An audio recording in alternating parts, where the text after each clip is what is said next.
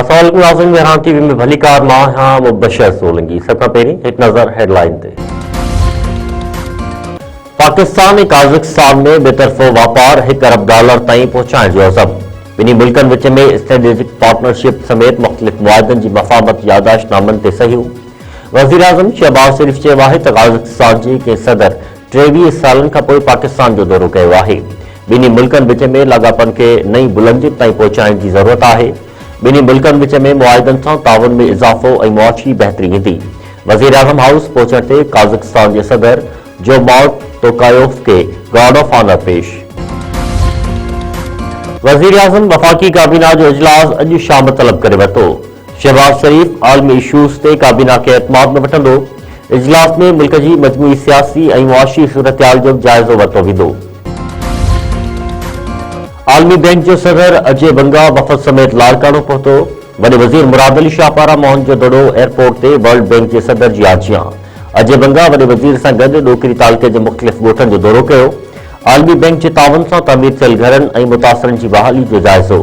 वॾे वज़ीर मुराद अली शाह चयो आहे त 20 लख घरनि जी तामीर आलमी बैंक जे तावन खां सवाइ मुमकिन न हुई। आलमी बैंक घरनि जी तामीर लाइ $2 अरब ॾेई चुकी आहे। हिक घर जी तामीर ते $3 लख ख़र्चायो आहे। अमेरिका और ईरान विच में एटमी ॻाल्हियूं जुमे जे ॾींहुं इनक़राब बदिरां ओमान में थियण जो इम्कान। अमरीकी मीडिया जी दावा मूजिब ईरान जी दरख़्वास्त ते ट्रंप इंतज़ामिया ॻाल्हियूं तुर्किया खां ओमान मुंतक़िल करण लाइ राज़ी थी वई आहे।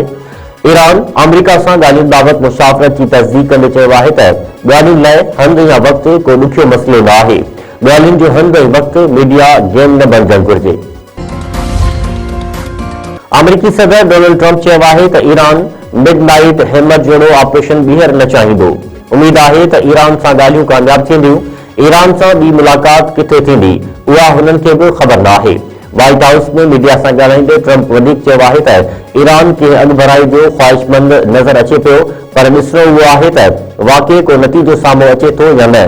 माज़ी में बि ईरान सां ॻाल्हियुनि जो मौक़ो मिलियो पर उन जो नतीजो न निकितो। दादू में नादिर जमाली जे वारसनि समेत 62 ॼणनि मथां दहशतगर्दी ऐं ड्यूटी अटकाव जो केस दाख़िल। गुज़िरियल ॾींहुं पुलिस अमलदारनि जी अदालत में पेशी दौरान वारसनि ऐं शहरियुनि एहतजाज कयो। FIR में नादिर जमाली जो सौट ख़ादिम जमाली, मुबीन जमाली ऐं ॿिया शामिल। पुलिस शुएब थईम, यासिर शुरोई, फराज़ जमाली समेत 12 साफ़िन खे बि केस में नामज़द करे छॾियो।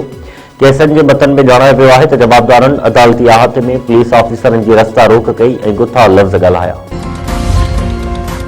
मीरपुर बठोरो में पीरसन पेनू फ़कीर औरत थधि विघे फौत। खती पाड़े में घिटीअ मां औरत जो लाश मिलियो।